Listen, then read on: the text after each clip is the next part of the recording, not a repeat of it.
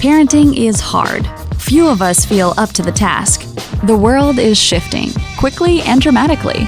All of us feel the changes affecting our families. The stress and pressure can be intense. We are here to help sort the good and the bad, provide insight, and bring hope. Welcome to Brilliantly Brave Parenting. We're so glad you stopped by. Well, welcome to Brilliantly Brave Parenting. I am your co-host, Pastor Brad Mathias, here with Robert Beeson. Say hello. Say hi. Hi, Say Brad. hello. How are you?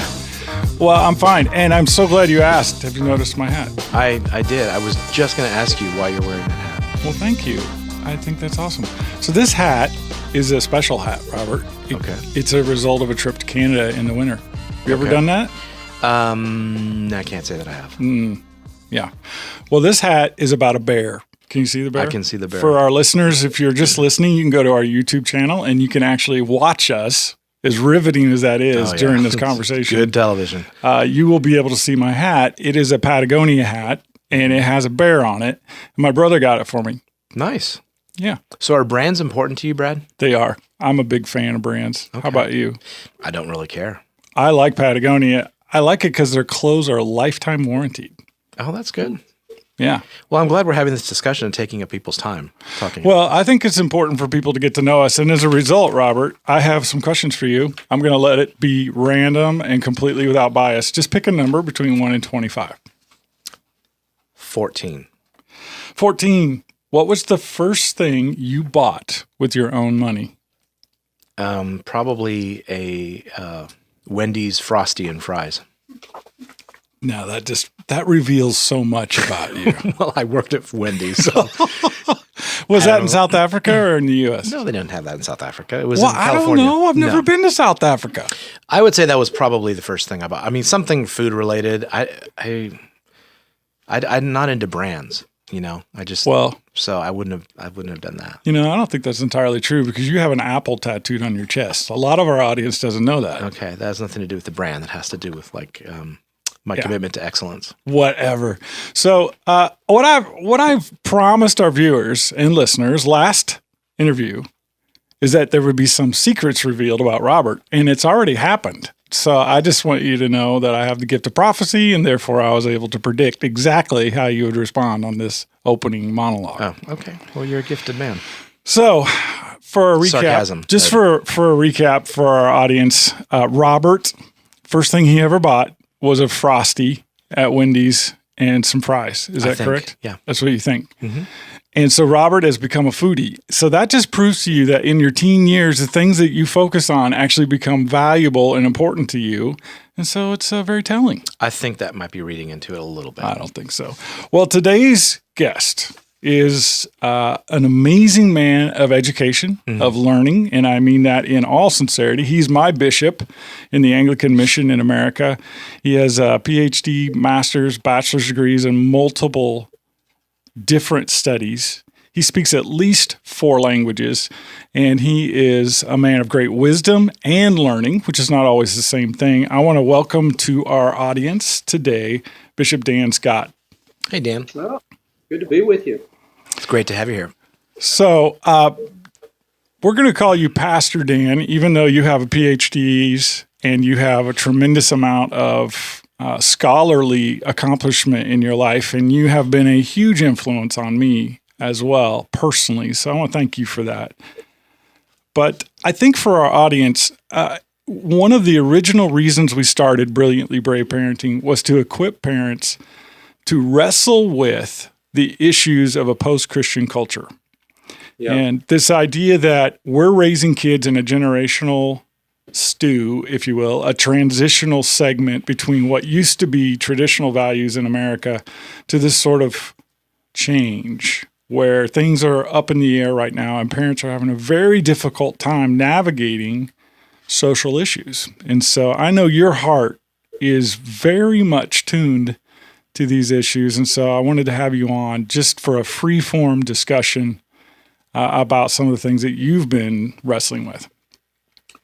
Yeah, well, the fact is every generation is different, and the reason we have generational gaps is because a generation grows up with different technology, different environments. Sometimes that's slight. In past generations, it could be slight. Things didn't change too much over hundreds of years even. But today, that process has sped up so much that the idea of globalization, travel from anywhere in the world to anywhere in the world within a day, just internet, it goes on and on and on. Our discoveries in science. And so children grow up taking things for granted that their parents have to learn laboriously, and that becomes a part of their natural environment. And they can't imagine a world without these things. It can create quite a distance between generations. Yeah, absolutely. I know we have talked, and we being Robert and I in the Tween Gospel Alliance, we've talked to parents now for almost a decade about this idea that the values that are formed by the age of 13 become sort of the values of the adult. That there's a sort of wet cement that's occurring in the hearts of our kids, and that the impact of culture and media in particular has sort of accelerated that process. Have you observed that in your education and pastoring over the last 20 years? Yes, I have, and I've acknowledged it. I mean, I've seen it in my own life, because what you say is true, except sometimes when there's trauma in even late teens and early adulthoods, that kind of doorway, wet cement, as you put it, can be rather permanent, and that's kind of the experience of millions of people today now too. That nothing is fixed, even internally. That they can't find a resting place once they have adapted to one colossal change in the world. Then they're immediately called upon to face another. There was a person that wrote a best-selling book. Toffler was his name. He wrote a book called Future Shock. Seems to me that would have been in 1968. It's off the top of my head, but it's about right. And he predicted that just like people experience culture shock when they go to another nation, have to learn a new language and so forth, and at first they find it interesting, and then comes a period to where it's almost unbearably difficult because it kind of reshapes their whole internal being. That people everywhere, all over the world, were going to soon begin experiencing this in what he called future shock, that the future keeps coming at us in waves and makes us dislocated, even if we remain in the time and place or in the place that we were raised in. And this is something that's going beyond just generational gap. It's thrusting us into a kind of continual flux that we can't find our footing, no rock underneath our feet. We just keep being pushed from one place to the next. Man, that's a lot. Yeah, I was like writing notes as he's talking. I think the thing I couldn't agree more. And so to mom or dad out there listening and saying, okay, yeah, that you just put into words, you articulated what I believe, what I see, and what I feel. What do you say to them? I mean, one of the things, and let me just, while you think about that for a second, one of the things I love about the Anglican tradition is, I grew up in an evangelical home. I was a missionary kid and was very comfortable with Christianity. But what I resonated with most in the Anglican tradition was just the reverence and coming back to liturgy and things that are anchored in not only the church's history, but just in world history. And I think there was something very comforting to me. I was in the music business and it was fast paced. And there was something that was really anchoring to me about getting into the Anglican tradition. And so I don't know if that will lead you anywhere, but the question is, what do you say to those parents who are saying, I do feel this instability and the gap?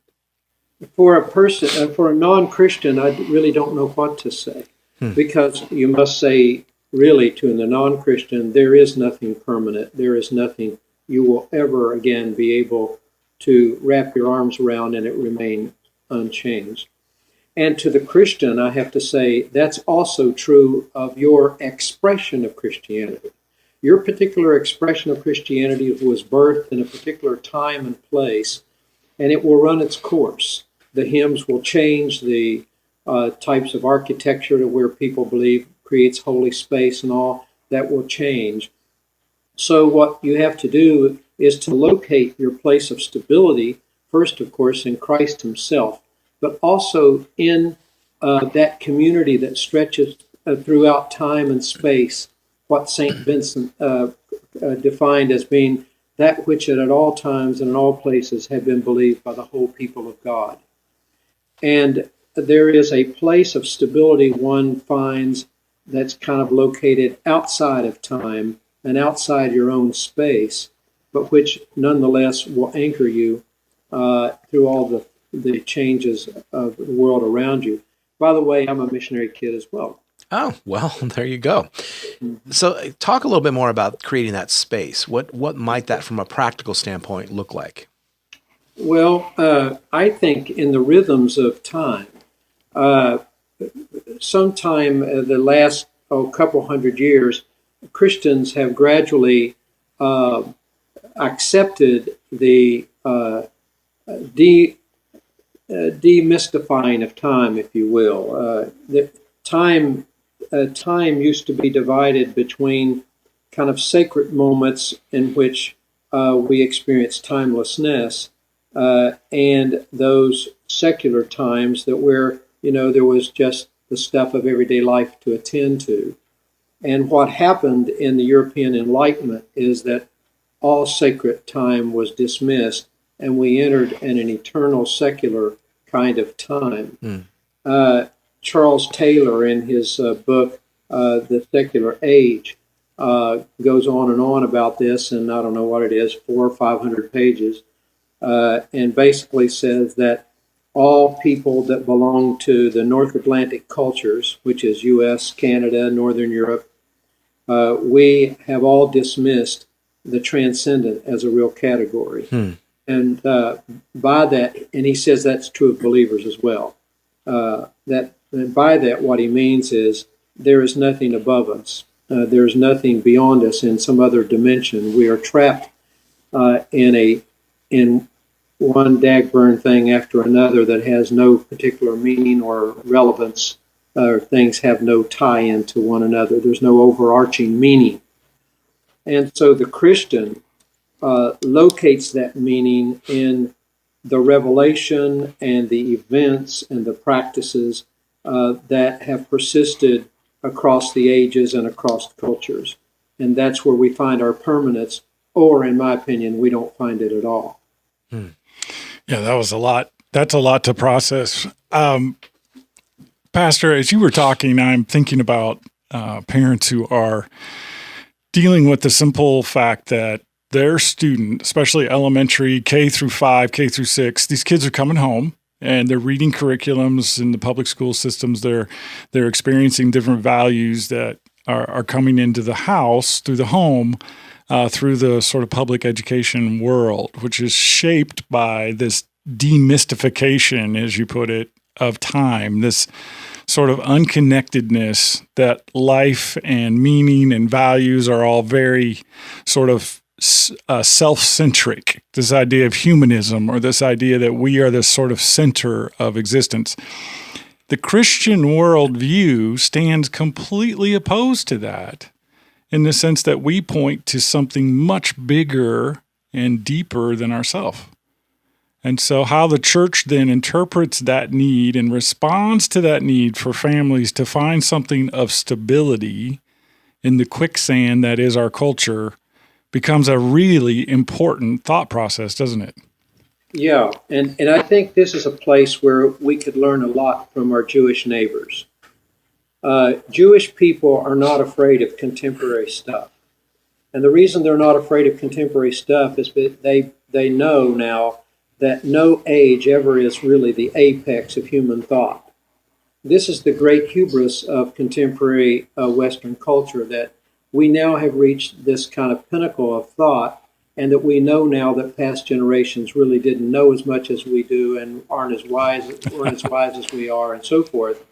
The Jewish people and they do very well in any context that they're placed, because they have another context when they go to their own homes. It's Shabbat, you light a candle, you eat different foods, you have a different rhythm at home, and so the child grows up knowing that there is a foreign kind of secular place that you can visit and do well in and perform. You don't have to battle it. But then when you come home, you don't just come home to your family. You come home to the ages and to the centeredness that you have. That's something far beyond the contemporary culture that's swirling around you. Let me see if I can translate that. What I think you just said is that family becomes the centerpiece of stability then for culture. Is that what you just said? That's exactly right. But not just the family that's mom, dad, sister, and a dog. It's our extended family, and it's also our family stretching back through time. Wow. So as we're thinking through these processes, it's no wonder there's such an attack then on the foundation of family in the spiritual world. I mean, if you think about it, if that's the cornerstone, if that's the anchor, great word, anchor point for culture to be stabilized, then there would be a concerted and persistent spiritual battle over the family. Yeah, that the family is the conduit of values, and it's the compass. It holds the compass from generation to generation, and the living are merely the trustees of a family that stretches back through time and also into the future. And we who are alive, we find ourselves within that flow, and the stuff of our nation, our political party, our sports team, and all that. We participate, but we know that that's much more transitory thing. Interesting. So, I mean, Robert, when you started asking that question, you were sort of touching this concept that the Anglican Church, among others, has retained a connection to its past, sort of its familial identity, if you will. Yeah, I think that what I have found in other, and not all, because I go to a non-denominational church now, but we're incorporating liturgy and various elements, because I think there is a hunger in our hearts for these anchors that have been time tested, that spiritually and just from an emotional and a wellness standpoint have really helped the church, families, whatever you want to call it. I mean, a centeredness. And so what I got out of the Anglican tradition was this kind of callback to something that I had made so familiar, and so instead of there wasn't a lot of root structure to my faith. It was more just happens. And looking back, I think, Dan, you said something about for the ages that they've been doing this, or looking back, it's not just the immediate family, mom, dad, dog, and sister. It's the extended family, and going back through the ages. There's something about that we have lost touch with, and what I really appreciate about the Anglican tradition, among others, but that there is this call back to something that is centered and that has been going on for a long time. You feel a sense of belonging. Well, and American Christianity takes from its culture a much seriousness about relevance. In the end, relevance isn't really that important. Our grandparents were relevant, our parents were relevant. People are relevant to their times because they live in them. And the whole idea that somehow you have to march in and step with that no matter what, and what you wear, how you think, that's foolishness.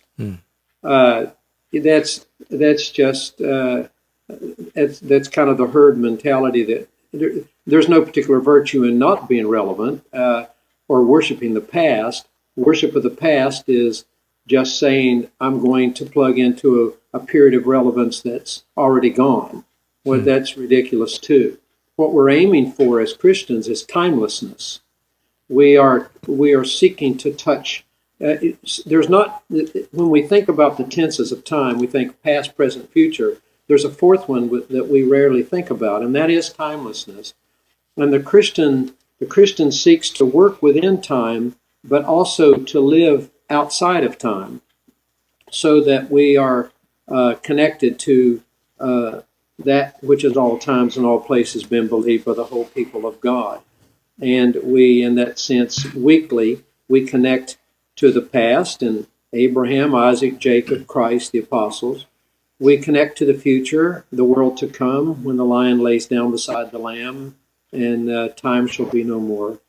But we experience sometimes just brief glimpses right now of that transcendent world that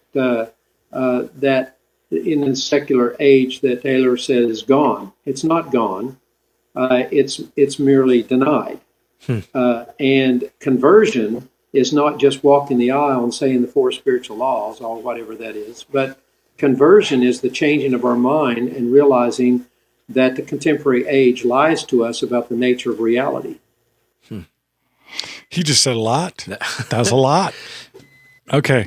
So as he was talking, and I wrote down this quote, what we're aiming for as Christians is timelessness, not necessarily relevance.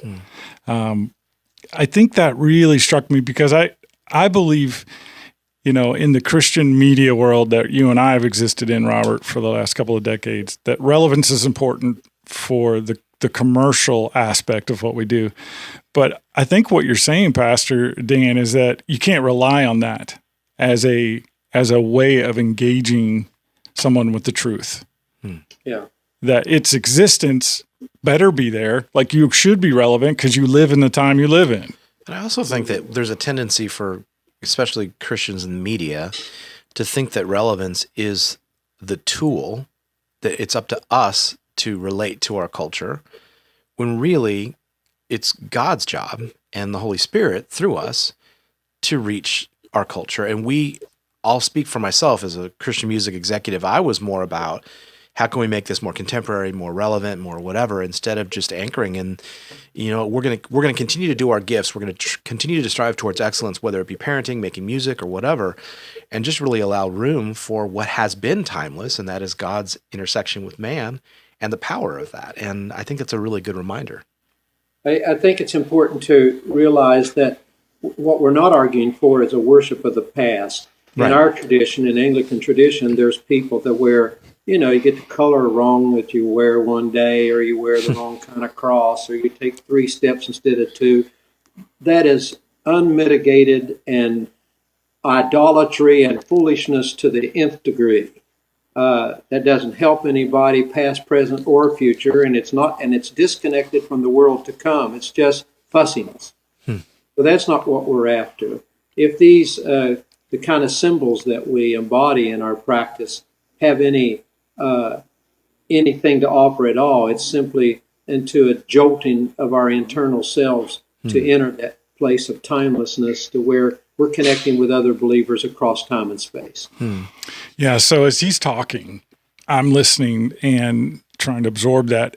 Some practical things that may help anchor a parent or a family with their faith in particular is things like learning the creeds, like actually learning the Nicene Creed or repeating that, learning that as a family, whether you're in a liturgical church or not, you can do that, where you have a succinct and beautiful summary of what is it we believe as Christians. Right. And the other thing is this idea of celebrating the Eucharist as a way of connecting with that timelessness. Right. Where you are a part of something that's been going on for over 2,000 years. I think it's interesting. I agree with you. And I think along with that, understanding why practices and rituals have been in place. I mean, to me, on a secular side, I have just been recently digging into this Ancestry.com thing. And it's really fascinating because when I'm learning more about myself by kind of piecing together like where I came from. I mean, it's really fascinating. When you start understanding the complexities of your life in context with where you've come from, it opens up a whole nother world of thinking. And I think we are so consumer driven now, where it's like, where am I right now and what's next? And what I feel like we're talking about here is just this opening our minds and then opening our kids' minds to there is actual reason that we do Eucharist every week, or that this symbol means this, and that we say certain things. And I don't think we spend a lot of time like talking about the history or the significance. And I'm not talking about let's get academic on our kids all day long, but it really is helpful building context and purpose to where we've come from, and also a worldview of timelessness, I think. Well, sure. And when you are able to give your children an identity, a family that's rooted in the distant past, you've now given them an identity that's not in opposition to, but is different from the contemporary world. So before this nation existed, I know where my ancestors were. The first mention of them is on the little island of Iona off the coast of Scotland. And that means something to me. So I've taught my children that, and they've grown up. They know their ancestors. And there is something about that living sense of being surrounded. It's kind of like a communion of saints for your own family, right. Though many of my ancestors weren't saints. But nonetheless, it gives you a sense of identity and belonging in the world, so that little Johnny, by the time he goes to school, he knows, I'm a Jones, I'm a Smith. This is what this means. This is where we're from. And you have a different history than me, but I can learn about that too. I don't have to give up who I am for who you are. I love that. So, as I'm listening to you, Pastor Dan, and I'm thinking of the mom or the dad who's just tuning in to the podcast and finding out what we're about, what I think we're sort of touching the tip of a very large iceberg here is the idea of celebrating family and valuing the family and the connection with the church as a significant touch point, if you will, for a heritage of faith. So that you're beginning to plant in the minds of our children this idea that our culture doesn't have all the answers, that our learning isn't greater than another generation or another culture's learning. We start to take away sort of that hubris, as you put it earlier in our conversation. And that opens the door then for the fact that ancient knowledge and traditional value might have a place in my life. And it's sort of a very subtle but very effective way. I think it is. And it's not just about the learning of what to do or how to do it. It's an understanding of where we've come from and what, where our roots are. The contemporary world, including contemporary Christianity, is kind of like people living on the 16th floor of a building, and they don't mind that the first 5 or 6 stories are on fire because it has nothing to do with them. The recovery of our past is absolutely essential for us to live in safety, in harmony, and wholesomeness and health in our own times. Wow. That's a powerful analogy. I mean, you understand now why I wanted him on the show, because he's touching into these areas where parents may not be able to sit down and read the latest thoughts on that, or sort of go through the different scholarly works that exist on culture, but they certainly understand and sense in their day-to-day life that things outside of our home are hostile to the values of our past. And they are only about and only seem to be interested in things that are in the immediate. And so this idea of being able to pull back and reframe the whole discussion is a very valuable tool for a parent. And if you're a parent listening, where would they find out more about you, Pastor Dan? I have no idea where they find out more about me right now. I probably need to remedy that, but are you on social media? I have pastored a church for a long time, and now I'm retiring from there. But they can still find out about me on the Christ Church Nashville website, and that's christchurchnashville.org.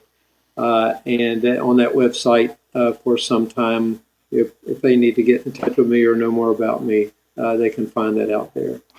Yeah, and I'll also jump in and say that he's on the amia.org site under Coffee with a Friend. And he's done several blogs. He's written many papers. He's written books. He's on Amazon. He's on Facebook. He's all over social media.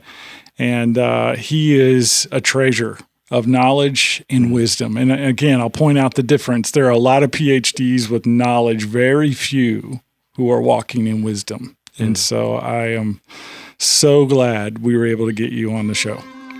Thank you. It's been a privilege. Thanks. God bless.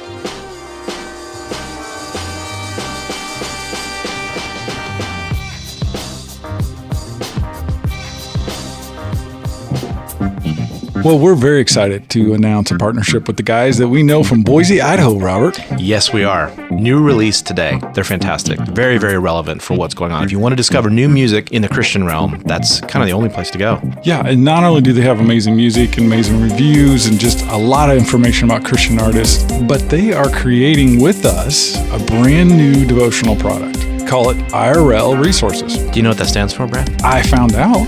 You did? What does it stand for? It stands for In Real Life. That's exactly right, Brad. Very good. In real life, because a lot of times we have these standard devotionals that we see, and we thought that it would be kind of cool to use their expertise in Christian music, couple that with actual scriptural and devotional thought that digs you deeper, not only into the song, but incorporates it into real life. And so it's a very vibrant and very awesome resource for families and for pastors. Yeah, and so if you have a preteen or a teen in your home and you're looking for a new devotional to do weekly, we have a digital subscription online at IRLresources.com. It's very inexpensive. The first study is free to check it out. There's nothing to lose. You should go there and see what's the latest thing in Christian devotional. Absolutely. You won't regret it.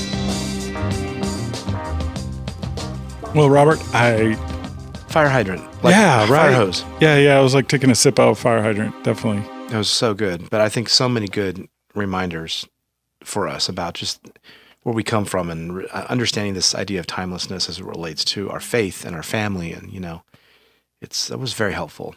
Yeah. It's interesting. Like there are things that you sense to be true, right? But you're not sure why. And one of the things I love about Dan is that he's taken the time to understand why, right? Like he's a scholar, right? And it didn't take you long to figure out that he's thinking at a different level than most folks. Yeah, this is true. It's like having lunch with C.S. Lewis or something. He's. I would be so nervous to do something like that, but yeah, you're right, and it is a treasure. It is a treasure to those of us that don't. I couldn't sit long enough to study, but to know someone that is trusted, that has walked through these things, that has really sourced out what we suspect is going on. Mm-hmm. It's very enlightening. Well, he would never tell you this, but he's been on like Fox News and like Dateline. I understand why. I mean, he's a serious thinker and writer of recent events. And he's very ecumenical in the sense that he really wants to understand, how does the Jewish culture respond to this? How does the Roman Catholic culture respond to this? How do the evangelicals respond to this? And he doesn't do it in an elitist way. He does it with a sincere desire to find the commonalities. What is it about our faith that connects all these things together that would really be important for us to know? I think it's so true. And I love to kind of take this full circle, like he was talking about just how the timelessness transcends kind of the immediate. We are so caught up in this kind of consumer-driven model of living that we forget the anchor points. And I couldn't help but to go back to the importance of your hat and the brand that you are so obsessed with promoting as a way of making yourself feel better about yourself and some kind of status. Yeah. So I think that was a very important point to kind of disarm you flattering yourself. What I think is important for you to realize is that the timelessness of the brand is what was so exciting. It's just your lifetime. It's just guaranteed for your lifetime, and that is not timeless. It gives me some solace, like if I buy this, I just wanted to bring this to a wrap and bring it all back to where it started.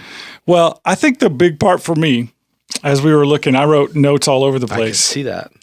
I think parents. A lot to. I think parents really are caught in a sort of nameless fear, which is that I can't seem to find firm ground in my life. Like what I push on changes next year. This law changes. this used to be taboo and now it's not. I used to really experience something with my parents. We'd go to a certain place and do certain things, and that doesn't exist anymore. And that is panicky deep down. It is. I mean, that's scary. Absolutely. Because we've become obsessed with, oh, there's another. Yeah, look at that. That's okay, pretty cool. So we've become obsessed with kind of what's right in front of us, and our faith is based on personality of a pastor that we follow, or a podcast that we follow, or whatever. Instead of, let's look at like what has worked over time. It's the traditions of the church. I'm not saying, I think he's so right. We can't worship the traditions of the church, but to not feel so out of control just because personalities change, pastor fails us, or whatever. There's more to this if we just kind of step back for a second and maybe dig in. Yeah, and I know we don't have time to get into it right now, but I mean, if you think about the history of the evangelical church, you're really looking at 100 years. Right. So you think back to some of these other movements of God. So the Anglican started in the 1500s, and you've got Lutherans and Wesleyans, and you have Presbyterians and Methodists, all these different groups of people have been around a couple hundred years, 300 years, 400 years, 500 years. You start to tap into something. Then he mentions the Jewish faith, which has been around for thousands, millennia, right? Yeah. And so the concept of really placing yourself in time as you really are versus buying into the hype of our current culture, which is only now matters. Right. And suddenly you have a different perspective on everything from what you buy to how you raise your kids. That's right. I agree. Yeah. And so then that's a lot to bite off and chew, but I think that there are some practical ways to make steps towards that and to be deliberate about like understanding our faith and where we fit in relative to the church. Yeah. And so just as a quick wrap up, like super practical thought from that super high ideal, if you funnel that down to tomorrow. Yes, please. Make time for your family. Yeah. Cut out the other things in your life because the connection that you're going to create with your family is ultimately going to illustrate the point. Right. That's exactly right. That family is important. And don't skip church. Have a constancy in your family that's beyond you. Right. Yeah. That's simple. It's very simple. Yeah. Well, thanks for tuning in, everybody. We are so glad to have you be a part of Season 5 of Brilliantly Brave Parenting. And if you want to see my super cool bear hat, you should watch us on YouTube. You should. We'll see you here next week. Right. God bless. Bye. Be encouraged, parents. You are not alone. In Paul's letter to his son in the faith, Timothy, he writes, "But I am not ashamed, for I know whom I have believed, and I am convinced that he is able to guard until that day what has been entrusted to me." Brilliantly Brave Parenting wants to be an encouragement and support that parents can rely on. Would you consider liking us and sharing us with a friend? As a part of the Tween Gospel Alliance, we are a nonprofit organization dependent on the support of friends like you. Thanks for stopping by. We'll be right here next week.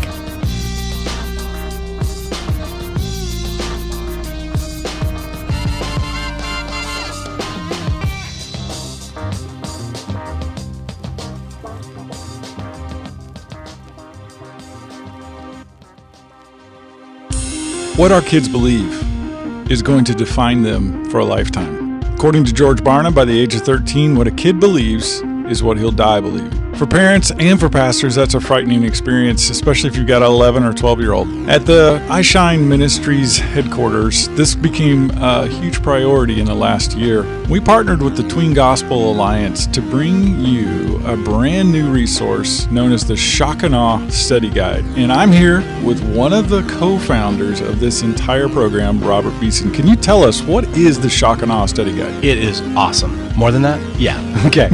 The Shock and Awe Study Guide is a super cool thing that either a parent can do with their kid, or a youth pastor can do with their students, or a children's pastor can do with their students. And here's the cool thing about it. It is apologetics for kids.